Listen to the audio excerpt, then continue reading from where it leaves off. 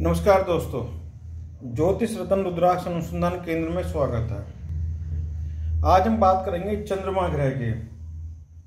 जैसा कि वैदिक ज्योतिष में हम सब जानते हैं, चंद्रमा मन का कारक होता है और चंद्रमा जिस व्यक्ति का कमजोर हो, पीड़ित हो, वह व्यक्ति जीवन में कभी सफलता प्राप्त नहीं कर पाता है। उसके पास सब कुछ होते हुए भी वह हमेशा तनाव में रहता है।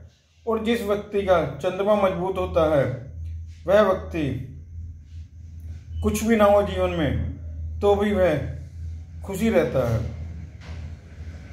चंद्रमा कमजोर होने पे व्यक्ति को मानसिक रूप से समय समय पर समस्याओं का सामना करना पड़ता है और पारिवारिक रूप से भी समस्याओं का सामना करना पड़ता है।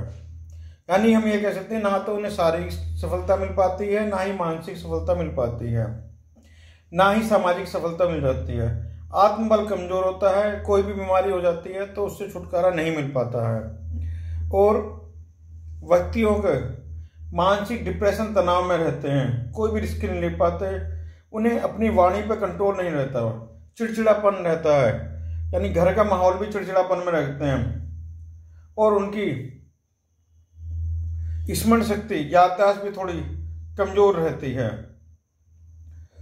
मित्रों, एक कहावत है, मन के हारे जीत, मन के हारे हार, मन के जीते जीत। जब जन्मपत्री में या हस्तरेखा में, जैसे कि हमने चित्र में दिखाया, चंद्रमा ग्रह मजबूत होता है तो व्यक्ति को ना कुछ होते हुए भी सारे सुख प्राप्त होते हैं और चंद्रमा कमजोर होने में सारे सुख होते हुए भी व्यक्ति को कोई सुख प्राप्त नहीं होता है। अब चंद्रमा को मजबूत कैसे करें? अनेक व्यक्ति चंद्रमा को मजबूत करने के लिए, जैसा कि हमने चित्र में दिखाया, मोती धारण कर लेते हैं। यह जो हमने मोती दिखाया है, सीप का मोती है, सफेद मोती है, तो यह चंद्रमा के लिए अच्छा होता है। या फिर हमने चित्र में दिखाया है, काला मोती है, यह शनि और चंद्रमा जिसमें दोष होता है, कुछ व्यक्ति काला मोती भी धारण कर लेते हैं। परंतु दोस्तों, मोती असली हैं, सीप के हैं, लेकिन यह 10-20% असर ही आता है, क्योंकि आजकल हर चीज खेती हो रही है या रत्नों में हम कुछ ना कुछ पियर्सिंग कर देते हैं उन्हें चमकदार बनाने के लिए। प्रकृति ने हमें ऐसी चीज दी है, अनेकों चीज दी हैं जिनका हम लाभ ले सकते हैं और अपने ज्योतिष ग्रह मजबूत कर सकते हैं। अब चंद्रमा मजबूत करने के लिए मेन तो बिसरा का मोती होता है, जो मिलना असंभव ही है नॉर्मल आदमी के लिए। यदि मिलता है तो कई लाख रुपए का आता है, वो पॉसिबल ही नहीं है। आयुर्वेद विज्ञान में और ज्योतिष विज्ञान में, जैसा कि हमने चित्र में दिखाया, खिरनी एक पेड़ होता है। खिरनी की जड़ यदि व्यक्ति अपनी दाहिनी भुजा में सफेद कपड़े में बांधकर पूर्णिमा के दिन धारण करता है तो उनका चंद्रमा ग्रह बहुत ज्यादा मजबूत हो जाता है और इसके रिजल्ट हमने प्रैक्टिकली 10 से 15 दिनों में देखे हैं मित्रों। बशर्ते जड़ खिरनी की होनी चाहिए और जड़ को पेड़ से किसी शुभ नक्षत्र में निकाला जाना चाहिए।